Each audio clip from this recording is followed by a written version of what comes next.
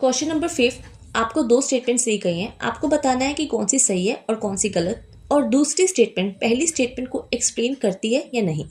Statement first में आपको बोला गया है, इंडिया में अलाइड एग्रीकल्चर एक्टिविटीज जैसे पोल्ट्री फार्मिंग, वूल रेयरिंग से होने वाली इनकम टैक्स फ्री होती है। What do you think, tax free होती है या नहीं? स्टेटमेंट सेकंड ये कहती है कि इनकम टैक्स एक्ट 1961 के अकॉर्डिंग रूरल एग्रीकल्चर लैंड यानी कि गांव में खेती करने के लिए जो भूमि होती है उसको कैपिटल एसेट नहीं माना जाता। इसका मतलब है ऐसी रूरल लैंड को जब आप सेल करते हो, उस पे प्रॉफिट अर्न करते हो, उस प्रॉफिट में कैपिटल गेन्स टैक्स नहीं लगता।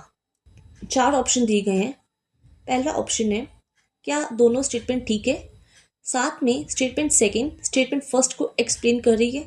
सेकंड, दोनों स्टेटमेंट ठीक तो है लेकिन सेकंड स्टेटमेंट पहली स्टेटमेंट को एक्सप्लेन नहीं करती। Third option, if you think कि सिर्फ पहली स्टेटमेंट ही ठीक है, दूसरी गलत है। फोर्थ, इफ यू थिंक पहली इनकरेक्ट है बट सेकंड करेक्ट है। Your time starts now.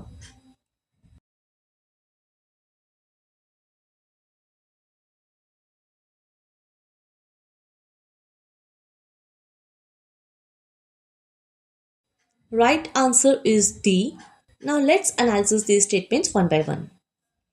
Statement first में आपको बताया गया था पोल्ट्री फार्मिंग, वूल रेयरिंग जैसे अलाइड एग्रीकल्चर एक्टिविटी से होने वाली इनकम टैक्स फ्री होती है, but this statement is incorrect because income tax act 1961 section 10(1) के अकॉर्डिंग सिर्फ वही इनकम एग्रीकल्चर इनकम होती है जिसमें लैंड का डायरेक्ट यूज कल्टीवेशन के लिए, क्रॉप या प्रोड्यूस सीधा जमीन से उगाए जा रहे हैं। इसका मतलब है लैंड को प्लो किया जा रहा है, सीडिंग की जा रही है यानी कि बीज बोया जा रहा है, सिंचाई हो रही है, इरिगेशन, फसलों की कटाई, हार्वेस्टिंग की जा रही है। एग्जाम्पल्स, व्हीट, राइस, वेजिटेबल्स को उगाना, शुगर फार्मिंग करना, कॉटन कल्टीवेशन। वो लैंड जो प्रोडक्ट प्रोड्यूस कर रही है आपकी एग्रीकल्चर इनकम कंसिडर की जाती है।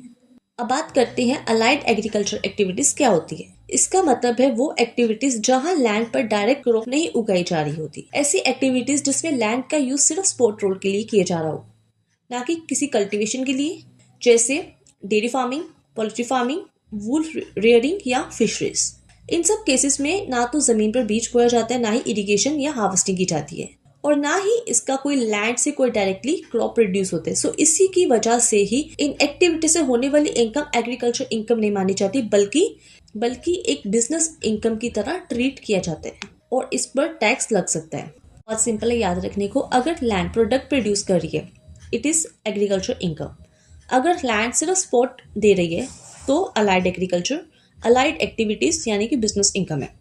Let's talk about statement second. इस पे बोला गया है कि इनकम टैक्स एक्ट 1961 के तहत रूरल एग्रीकल्चर लैंड को कैपिटल एसेट नहीं माना जाता।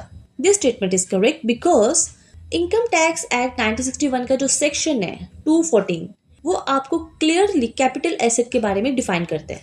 कैपिटल एसेट का मीनिंग होता है कि प्रॉपर्टी ऑफ एनी काइंड, जैसे land, building, shares, securities and flats. Normally कोई भी लैंड या प्रॉपर्टी कैपिटल एसेट होती है और अगर आप उसे बेचते हो तो होने वाले प्रॉफिट में आपको कैपिटल गेन्स टैक्स लगता है। लेकिन इसी सेक्शन 214 में लॉ ने कुछ प्रॉपर्टीज को कैपिटल एसेट की डेफिनेशन से बाहर रखा हुआ है और उनमें से एक है रूरल एग्रीकल्चर लैंड। एक्ट में क्लियरली डिफाइन किया गया है कि agriculture land specified urban limits के बाहर सिचुएटेड होती है। इसका मतलब है कि डिस्टेंस कंसिडर किया जाएगा about 2 kilometre, 4 kilometre. Cantonment area में नहीं होनी चाहिए, म्यूनिसिपल कॉर्पोरेशन नहीं होना चाहिए उस विलेज में, उसे फिर विलेज कंसिडर नहीं किया जाएगा।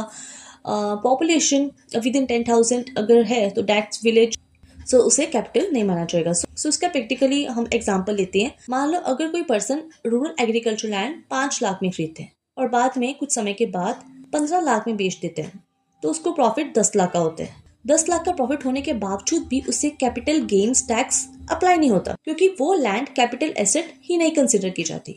Now you will ask, government ऐसा क्यों करती है? गवर्नमेंट ऐसा इसलिए करती है क्योंकि वो फार्मिंग को डिस्करेज नहीं करना चाहती।